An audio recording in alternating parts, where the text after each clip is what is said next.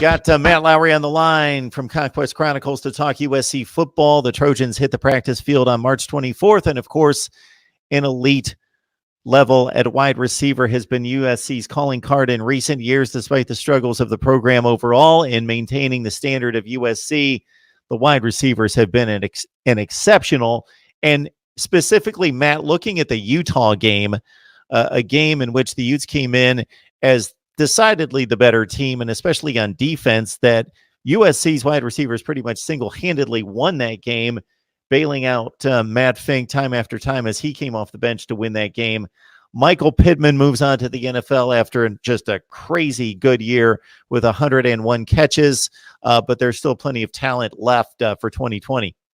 Yeah, so as everyone knows, just about 2 wide receivers are gone. Michael Pittman, who left due to graduation and is currently preparing for the NFL draft. I believe he's in Indy for the combine, which takes place this Thursday, actually. But he had an outstanding year. And then, as we know, Velus Jones, who transferred to Tennessee, reunites with his old coach, and T. Martin, who is the wide receivers coach for the Volunteers.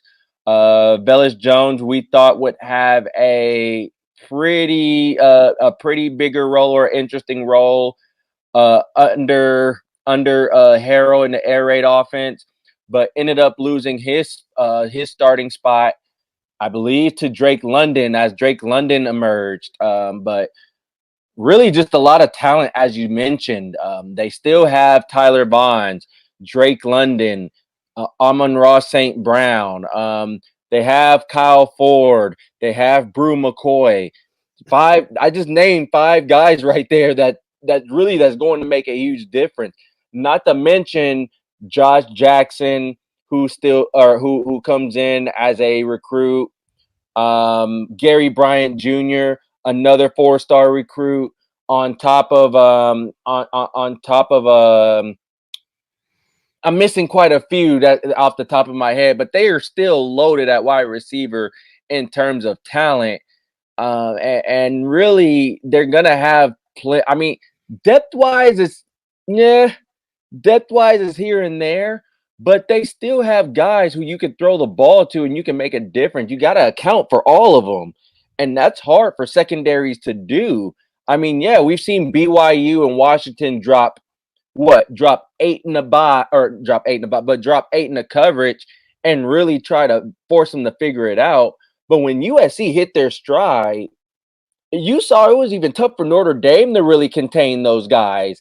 Mind you, and USC lost that game. It wasn't by much, but it was tough for Notre Dame to contain those guys. So in terms of that, USC still has plenty of weapons that they can account for. And I think it's going to be interesting to see the multiple ways of how they get the ball, how they utilize those guys. I think that's what's going to be interesting to see this spring. How do they use those guys? How do they mix it up now to get all of them open? So that's what I'm interested to see.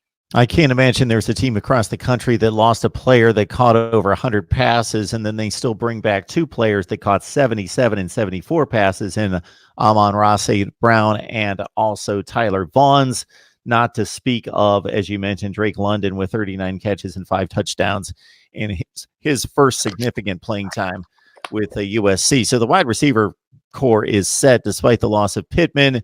If only USC was this fortified and strong and top end talented at other spots, and had 3 guys or had four guys catch for over 100 yards in the UCLA game, and only one of them is gone. So that's that's pretty amazing to say the least. But like you mentioned, I think USC is just loaded. That's the one position they're absolutely loaded at. Matt, we appreciate you stopping by to break down quarterbacks and wide receivers at USC. Hopefully you can come back soon, and we'll catch the rest of the team as we head toward late March. Thank you for having me. I'm excited and looking forward to it.